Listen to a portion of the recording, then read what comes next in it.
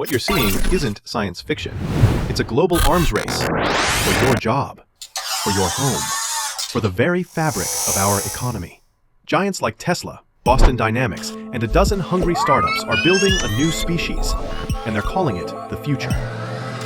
You are watching Future Focus, and for the next few minutes, we're diving deep into the humanoid revolution. We're not just talking specs and demos.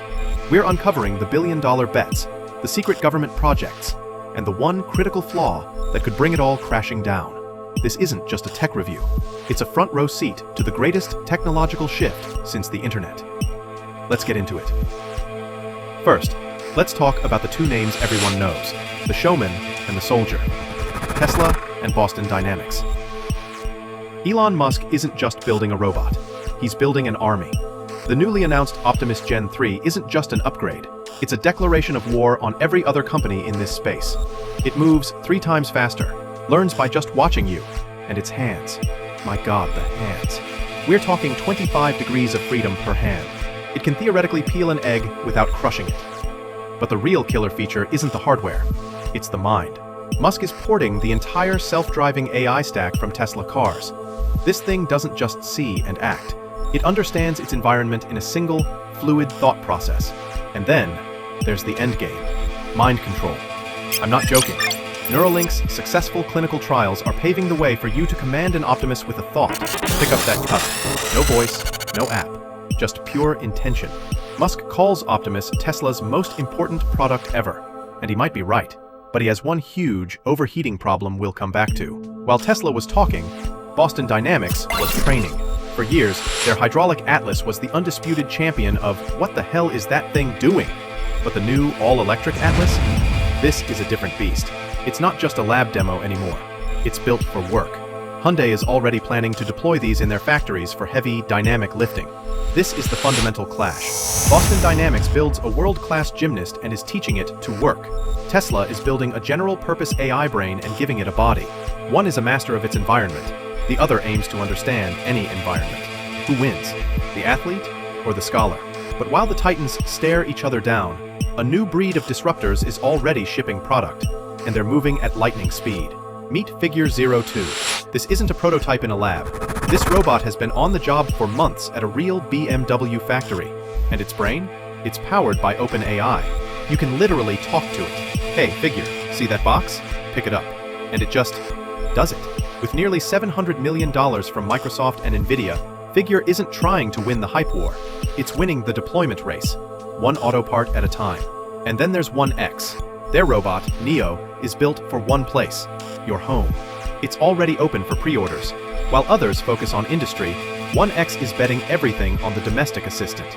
Using a mix of AI and VR teleoperation, it's designed to be the butler, the cook, the nanny.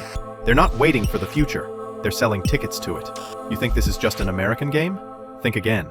China has declared humanoid robotics a national priority. The state is pouring billions into subsidies and real-world test sites.